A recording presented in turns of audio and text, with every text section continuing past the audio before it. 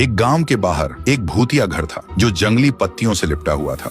उस भूतिया घर के चारों तरफ हवा हमेशा ठंडी और भारी लगती थी, जैसे कोई सांस ले रहा हो। और उस भूतिया घर के बारे में हर माँ बाप अपने बच्चों को समझाता था, वहां मत जाना बेटा, वहां एक परछाई रहती है जो रात को झाड़ू पर बैठकर उड़ती है। गांव के लोग कहते हैं कई बार गांव के आसमान में एक परछाई दिख जाती है जो एक झाड़ू पर बैठकर उड़ती है। उसके लंबे बिखरे बाल, आंखों में लाल चमक और चेहरे पर ऐसी खामोशी जैसे मौत सामने खड़ी हो। और जब वो झाड़ू पर उड़ती है ना, तो हवा चीखने लगती है, पेड़ की डालियां खुद ब खुद टूट जाती हैं और जिसके ऊपर उसकी नजर जाती है उसे वो अपने साथ ले जाती है हमेशा के लिए। फिर एक बार रात का समय गांव के दो बहादुर नौजवान उस राज को और अच्छे से जानने के लिए उस भूतिया घर में घुसते हैं। भूतिया घर के अंदर एक अजीब सन्नाटा गूंज रहा था। तभी उन्होंने देखा एक कोने में एक झाड़ू खड़ी है। जैसे ही एक झाड़ू के पास गया, पूरा घर कांपने लगा और अचानक सामने एक चुड़ैल प्रकट हुई। उसकी आवाज गूंजी,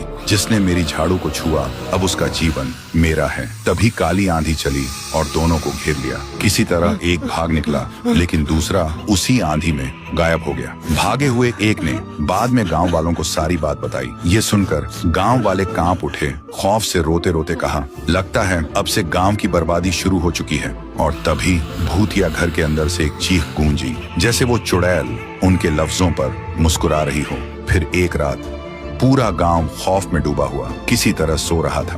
तभी वो चुड़ैल झाड़ू पर उड़ती हुई आई और गांव के बीच रुककर एक अजीब तरीके से हंसने लगी। उसकी हंसी की आवाज इतनी धार थी कि गांव वालों के सिर एक एक करके अलग होने लगे।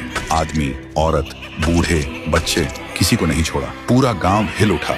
हर तरफ बस लोग चीख रहे थे और इधर उधर जान बचाकर भाग रहे थे। चुड़ैल की खतरनाक हंसी और तेज हो रही थी। उसकी लाल आंखें अंधेरे में और ज्यादा चमकने लगी और हवा ऐसा लगने लगा जैसे पूरा गांव टूटने वाला हो।